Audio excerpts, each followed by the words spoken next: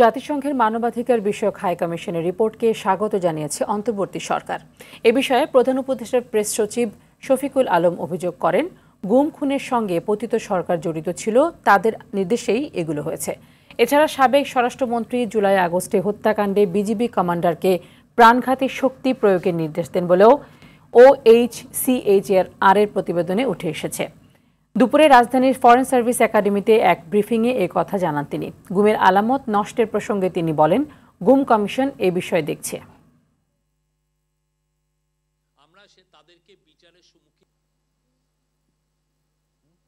আওয়ামী লীগের যারা এই গুম খুন হত্যাকাণ্ডে জড়িত ছিল সবার বিচার হবে, এটা স্পষ্ট। এবং আজকের যে রিপোর্টের পরে আপনারা দেখেছেন, ইউএনের হিউম্যান রাইটস অফিস হচ্ছে ওয়ার্ল্ডের most respected human rights organisation.